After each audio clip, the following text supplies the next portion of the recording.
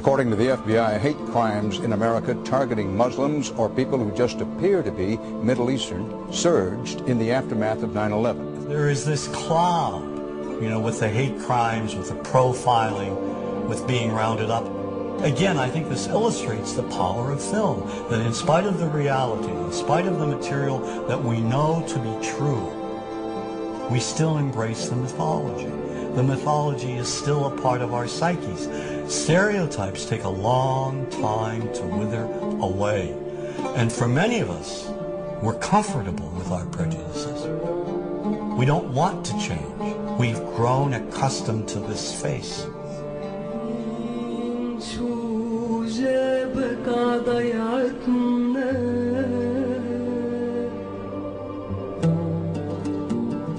When we think of Arabs, what do we see? What images come to mind?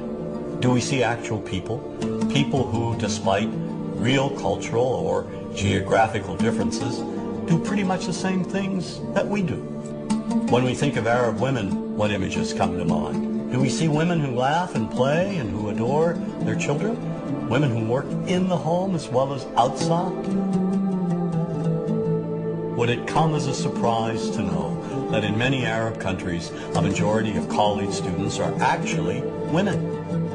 What's our immediate image of Arab men? Do we see loving fathers? Men who want to provide for their families? What about Arab teenagers? Do we see them the way you would think about teenagers in other parts of the world? Then there's religion in the Arab world.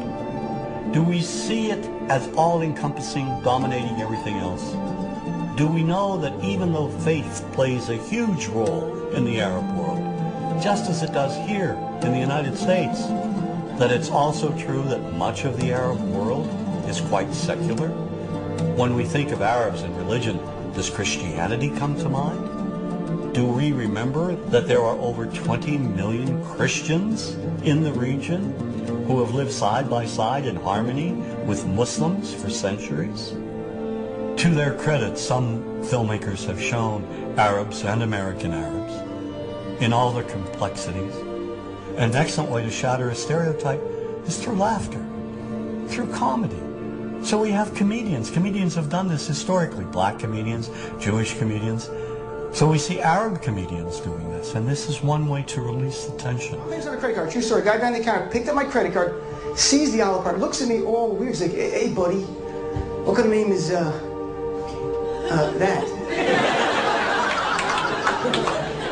I'm like, well sir, it's an Arabic name. He goes, what does this mean? So I'm like, well translate it to English. It means peaceful, friendly Arab. But he's not happy. He goes, yeah, what Arab country is your family from? So I tried the most peaceful, popular one that he would like. So I'm like, we're from the same Arab country that Aladdin is from. To his credit, Michael Moore in Fahrenheit 9/11 in the DVD includes a scene with this comedy coming out. My name really is Ahmed, and I can't fly anywhere. All you white people have it easy. You guys get to the airport like an hour, 2 hours before your flight. It takes me a month and a half.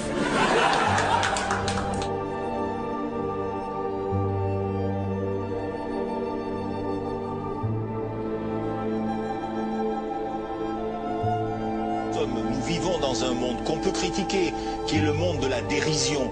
Vous le savez bien, et dans les médias, je dirais le monde de la dérision, on se moque de tout. Le fait que ça se fasse me satisfait. Parce que ça veut dire que nous avons, qu'on est libre. Peu à peu... Il faut qu'on soit beaucoup plus sage que ça, qu'on rentre pas dans ces provocations. Et c'est pour ça que... C'est l'autocensure, ça, Jamel. Tu comprends ce que je veux dire? Si on commence à pas faire de dessin pour pas choquer les musulmans... Non, si on fait... Pour moi, c'est de l'autocensure. C'est la fin de la liberté d'expression. Pour moi, la liberté d'expression, la liberté d'expression et le respect font partie, sont mariés ensemble.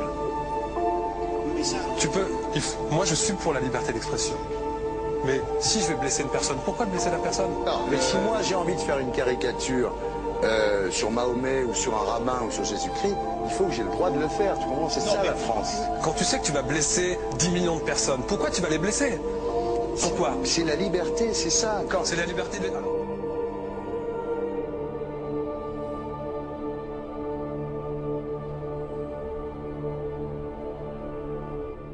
Attendez, vous pensez pas que c'était à vous de vous excuser, non? En disant le sketch n'était pas très drôle, je suis désolé si j'ai blessé des gens, voilà, excusez-moi, voilà, c'est une connerie, c'est mon travail. Mais vous referiez pas le même sketch quand même? Mais le spectacle que je fais reprend en grande partie les lignes de ce sketch.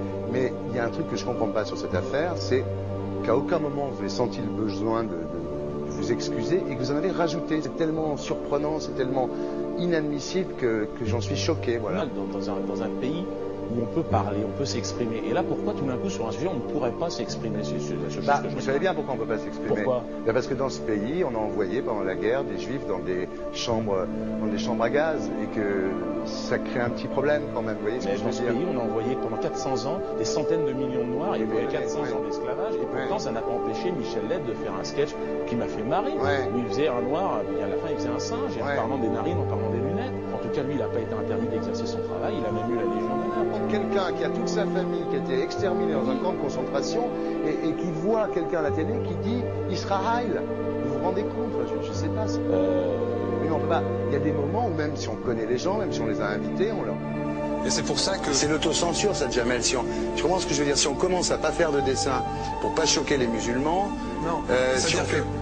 C'est de l'autocensure. C'est la fin de la liberté d'expression. Pour moi, la liberté... Et là, pourquoi tout d'un coup, sur un sujet, on ne pourrait pas s'exprimer sur ce sujet? Vous savez bien pourquoi on ne peut pas s'exprimer. Pourquoi? Parce que dans ce pays, on a envoyé pendant la guerre des juifs dans des chambres à gaz et que... Deux poids, deux mesures. La liberté pour tout le monde.